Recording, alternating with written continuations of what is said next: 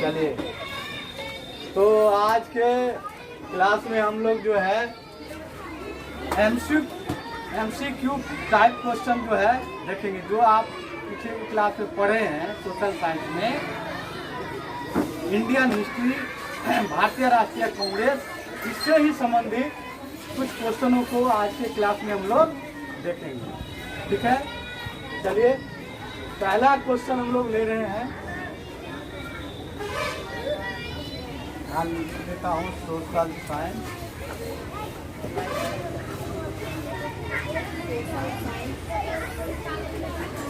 ठीक है, और ये क्वेश्चन जो है 7th phase BPSC TRE exam 2023 same इसी सिलेबस पर आधारित है, तो उन लोगों के लिए भी ये फायदेमंद है, तो लोग भी इसको देख सकते हैं। और आप लोगों के लिए तो फायदेमंद है ही, क्योंकि आपके सिलेबस का है।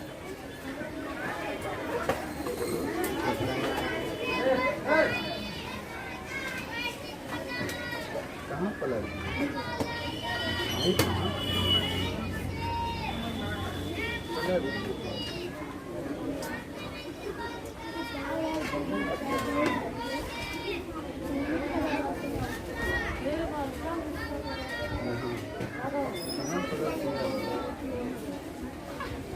चलिए, पहला क्वेश्चन है कि भारत आने वाले विदेशी व्यापारियों का क्रम बतावे। पहला क्वेश्चन है कि भारत आने वाले विदेशी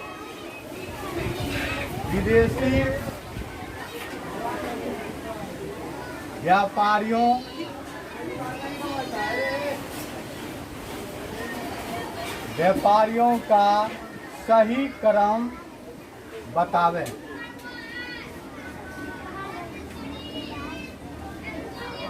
पहला क्वेश्चन है कि भारत आने वाले विदेशी व्यापारियों का सही क्रम बतावे। तो देखिए, सबसे पहले भारत आने वाले जो विदेशी व्यापारी हैं, आप लोग भी जानते हैं कि पहला जो है व्यक्ति जो भारत के धरती पर कदम रखा हुआ था पुर्तगाली वास्को डी गामा। तो पहले कौन आए? पहले वास्को डी गामा कहाँ के थे? तो पुर्तगाली। आप यहाँ लिखेंगे पुर्तगाली। पहले कौन आया?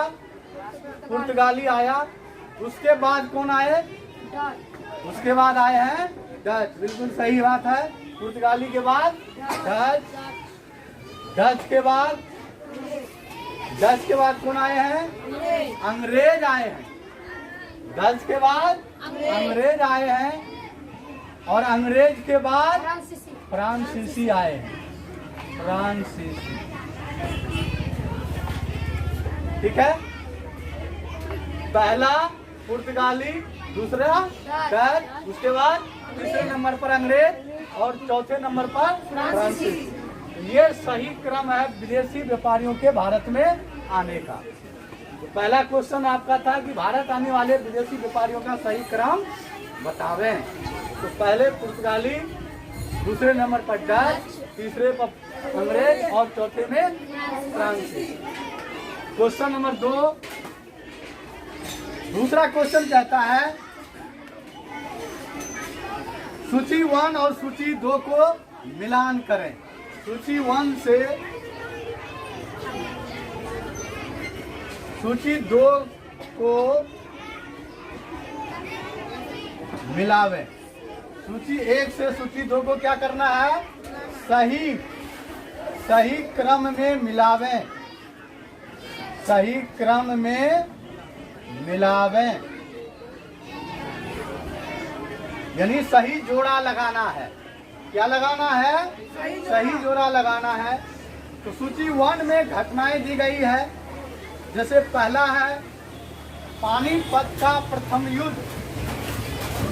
ये नंबर में मैं देता था, पानीपत का प्रथम युद्ध। तो पानीपत का जो प्रथम युद्ध है वह कब होता है? 1526। बिल्कुल सही, 1526 26 ईस्वी में किसके किसके साथ? तो इब्राहिम लोदी और बाबर के बीच, है ना? बिल्कुल। दूसरी घटना है पानीपत का दूसरा युद्ध, द्वितीय युद्ध, पानीपत का द्वितीय युद्ध। तो दूसरा युद्ध कब हुआ है?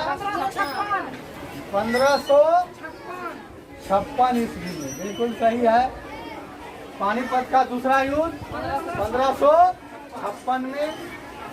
और तीसरा युद्ध है घाघरा का युद्ध। घाघरा का युद्ध।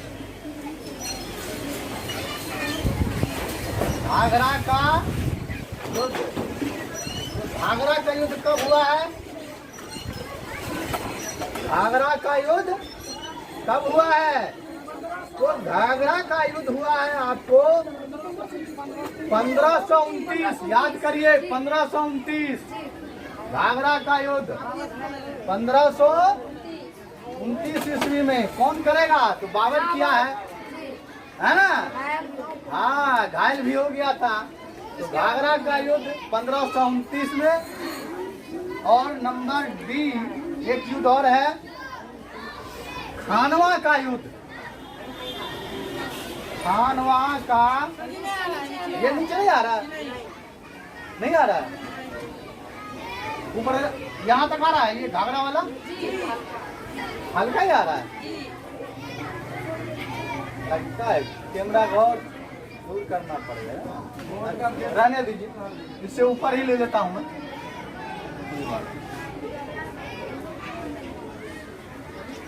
डी को ऊपर ही ले लेता हूँ, है ना? इन सबको मिटा लेते हैं, कोई दिक्कत नहीं।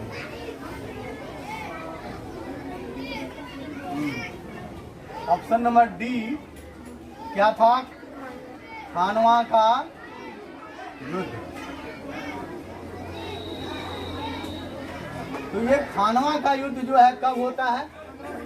तो खानवा का जो युद्ध है बाबू, वो आपको होता है कब? 1527 में। 1527 में। 26 में पानीपत का प्रथम युद्ध। और दूसरा युद्ध जो है बाबर करता है 27 में खानवा का, है ना? बिल्कुल। लगातार 4 जो है ये युद्ध करते हैं, पानीपत का, खानवा का, उसके बाद घाघरा का, चंदेरी का, है ना? ये कंटिन्यू करते हैं। ठीक है, चलिए। तो ये हो गया सूची 1 से सूची 2 का मिलान। क्वेश्चन नंबर 3 है वेदों की ओर लौटो, यह नारा किसने दिया था? वेदों की ओर लौटो, वेदों की ओर लौटो, यह नारा किसकी है? यह स्लोगन, यह नारा किसने दी? किसने दी? बताइए आप लोग भी। स्वामी दयानंद सरस्वती। इसका उत्तर हो जाएगा स्वामी दयानंद सरस्वती। स्वामी दयानंद सरस्वती। इन्होंने ही कहा था वेदों की ओर लौट। क्यों कहा था? तो उस टाइम पीरियड में लोगों में बहुत भ्रांति थी, मतलब तरह तरह की परंपराएं, तरह तरह का जो है प्रथाएं चल रही थी। लोग गलत धारणाओं में व्याप्त था। इसीलिए स्वामी दयानंद सरस्वती ने कहा कि अगर आपको इसकी सच्चाई जाननी है तो उसके लिए आपको वेदों को पढ़ना होगा। किनको पढ़ना होगा? वेदों को पढ़ना होगा। इसलिए आप, है ना, पहले वेदों को पढ़ें, उसको समझें क्या सही है क्या गलत। तो चलिए क्वेश्चन नंबर 4 कहता है कि कांग्रेस ने कब और कहां कांग्रेस ने कब और कहां, कांग्रेस ने कब और कहां पूर्ण स्वतंत्रता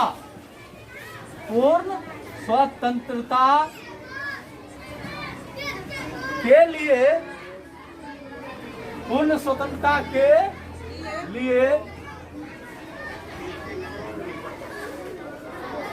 लिए घोषणा की। मतलब किस अधिवेशन में कांग्रेस ने यह घोषणा की कि मुझे पूर्ण स्वतंत्रता चाहिए, पूर्ण आजादी चाहिए, है ना। ये किस अधिवेशन में घोषणा की आप लोगों को मालूम है? तो ये घोषणा किए थे लाहौर अधिवेशन 1929 ईस्वी। लाहौर अधिवेशन, इसका उत्तर है लाहौर अधिवेशन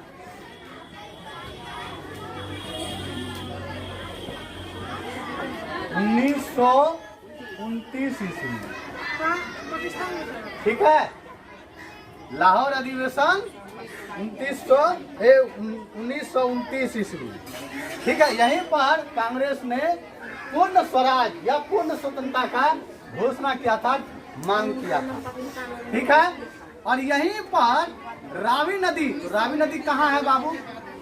तो लाहौर आप देखिए यहीं पर दिया हुआ है लाहौर। तो लाहौर हमारे भारत में है क्या? नहीं, पाकिस्तान में।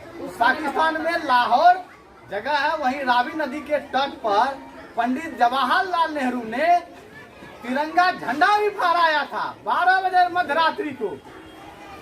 12 बजे मध्यरात्रि को तिरंगा झंडा फहराए, और वहीं पर इन्होंने जो है लाहौर अधिवेशन में ये मांग किया था पूर्ण स्वराज, पूर्ण स्वतंत्रता, है ना। और झंडा भी फहराए थे रावी नदी के तट पर। कौन? तो Pandit Jawaharlal Nehru. Question number 5, question number 5 कहता है कि पेंटिंग किस शैली की पहचान है? पेंटिंग किस शैली की पहचान है? पेंटिंग, आप देखते हैं ना अभी आप लोग जो पेंटिंग करते हैं, पेंटिंग किस शैली की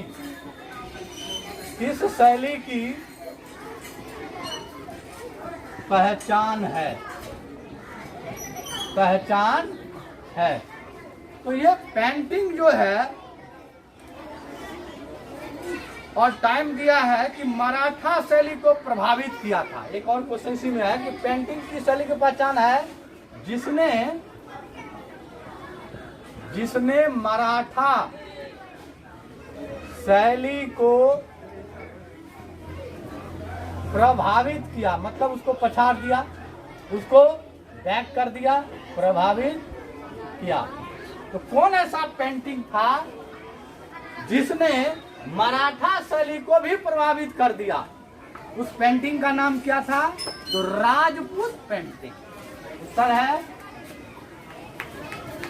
Rajput painting. Rajput painting, Rajput painting ही मराठा शैली की पेंटिंग को क्या किया? दबा दिया। ठीक है, क्वेश्चन नंबर 6।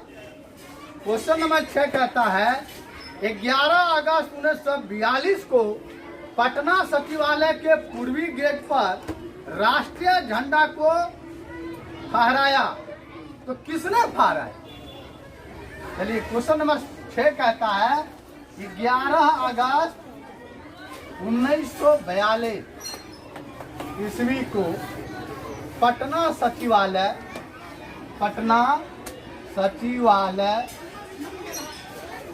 के पूर्वी गेट पर किसने झंडा फहराया? किसने झंडा फहराया? हाँ, किसने फहराया था? नेताओं ने? मंत्रियों ने? नहीं, विद्यार्थियों ने। पटना कॉलेज के ही है ना, विद्यार्थी थे जिन्होंने, उत्तर होगा इसका, उत्तर होगा विद्यार्थियों ने, विद्यार्थियों ने। मैं इसके पीछे घटना बता दूं, 8 अगस्त 1942 को क्वाइट इंडिया मूवमेंट स्टार्ट हुआ, भारत छोड़ो आंदोलन आरंभ हुआ। और आरंभ जब हुआ तो धीरे धीरे पूरे भारत में यह जो है फैल गया। उसी यानी 8 अगस्त या 9 अगस्त को ये आरंभ होता है और पटना में 11 अगस्त 1942 को, आप लोग बैठे रहिए, आप लोग बैठे रहिए, 11 अगस्त 1942 को पटना कॉलेज के विद्यार्थियों ने अपना ग्रुप बनाया और ग्रुप बना करके पटना सचिवालय के जो है गेट, पूर्वी गेट होते हुए पर झंडा फहराया और उसके ऊपरी तल्ले पर चला गया, जो ऊपर में गुंबद है उस गुंबद पर चले गए। एक नहीं कई उनके साथी थे।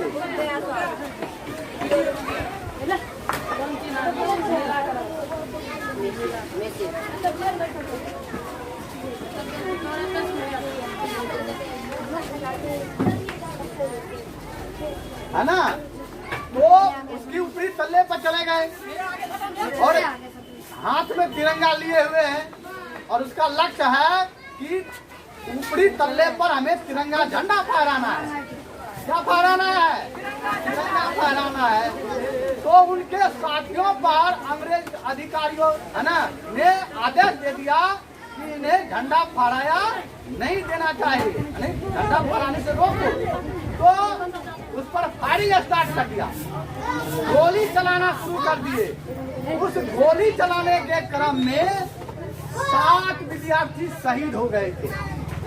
7 विद्यार्थी जो है 7, ये नीचे वाला नहीं आ रहा है, नहीं आ रहा है, अच्छा अच्छा, इससे ऊपर आ रहा है ना। तो 11 अगस्त 1942 में रे बाबू उन लोगों को हटाओ से 11 अगस्त 1942 7 विद्यार्थी, कितने छात्र? 7 छात्र शहीद हो गए झंडा फहराने के क्रम में, है ना। ऊपरी तल्ले गुंबद पर झंडा फहराने के क्रम में 7 छात्र शहीद हो गए, है ना। तो झंडा फहराने का काम किसने किया था? विद्यार्थियों ने किया था, है ना, पटना सचिवालय के ऊपरी तल्ले पर। ठीक है, क्या फहरा लिए? एक को गोली लगता था, पीछे से झंडा पकड़ लेता था, है ना, उनको लगता था।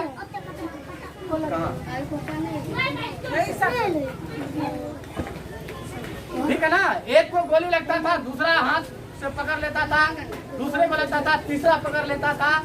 इस तरह से तिरंगा फहरा कर ही रहे, लेकिन उनके साथ जो छात्र थे वो क्या हो गए? शहीद हो गए। तो आज भी अगर आप लोग पटना जाएंगे, पटना सचिवालय के ऊपर 7 शहीदों का स्मारक बना हुआ है। पटना में आज भी उन 7 छात्रों के स्मारक बने हुए हैं, फोटो बने हुए हैं, है ना। बिल्कुल। तो ये घटना कब की है? 11 अगस्त 1942। ठीक है, अगला क्वेश्चन।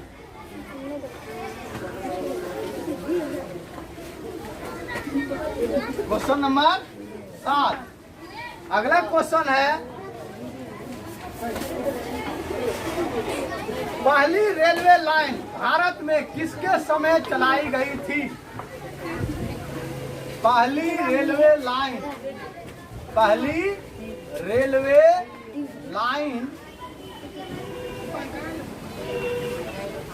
भारत में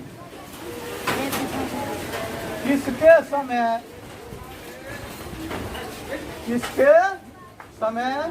चली?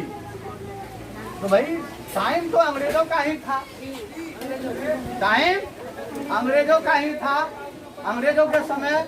और उस समय भारत का जो गवर्नर जनरल था वह था लॉर्ड डलहौजी। लॉर्ड डलहौजी उत्तर आएगा लॉर्ड डलहौजी। डलहौजी। और समय था 1853 ईस्वी। टाइम क्या था? 1853 ईस्वी में पहली रेलवे लाइन भारत में चलाई गई लॉर्ड डलहौजी के द्वारा 1853 में। कहां से कहां तक वो भी जान लीजिए, है ना। मुंबई से थाने तक, मुंबई से थाने तक, थाने तक जगह का नाम है। लगभग 34 किलोमीटर का दूरी था, जो है 34 किलोमीटर तक पहली रेल लाइन को दोहराई गई 1853 ईस्वी में लॉर्ड डलहौजी के टाइम पीरियड। अगला question, question number 8। Question number 8, Mughal सम्राटों में किस सम्राट को चित्रकारों का पारखी कहा जाता है या चित्रकला का शौक था? यस, हाँ सही बात बोल रहे हैं, है ना। मुगल काल में किस सम्राट को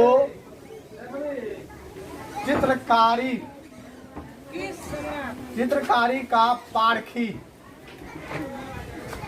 कहा जाता है? कहा जाता था होगा, है ना, कहा जाता था। तो वो कौन थे चित्रकारी के पारखी? तो उत्तर होगा जहांगीर। बिल्कुल, जहांगीर को चित्रकारी का बहुत ही ज्यादा शौक। एक क्वेश्चन बीपीएससी ने पूछा था 67वीं या 66वीं में कि किस सम्राट ने चित्रकला के लिए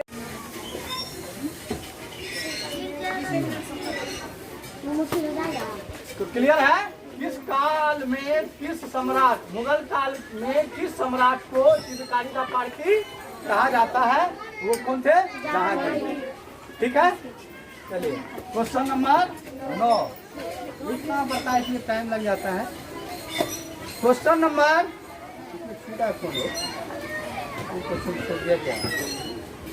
हाँ, एक क्वेश्चन छूट गया। क्वेश्चन नंबर 9 कहता है किस बौद्ध संगति में बौद्ध धर्म की हीनयान और महायान शाखाओं का उदय हुआ या 2 शाखाओं में बट गया? क्वेश्चन नंबर 9 ये कह रहा है कि बौद्ध धर्म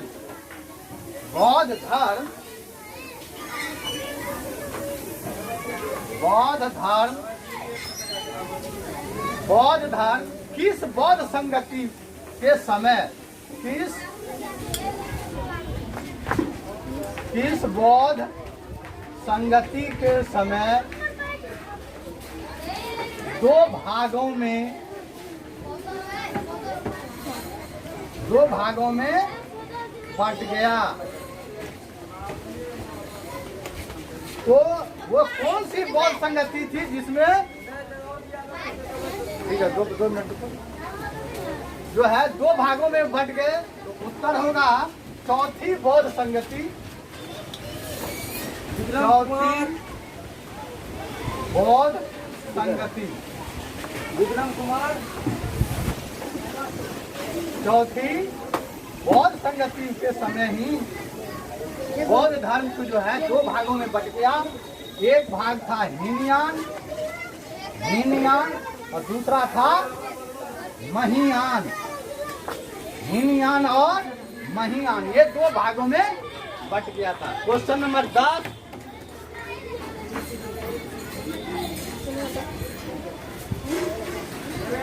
क्वेश्चन नंबर 10 कहता है कि घटनाओं को सही कालक्रम में सजाएं। घटनाओं को सही काल क्रम में सजावें। तो देखिए यहाँ पर मैं लिखता हूँ, उसको आप लोगों को सही करना है।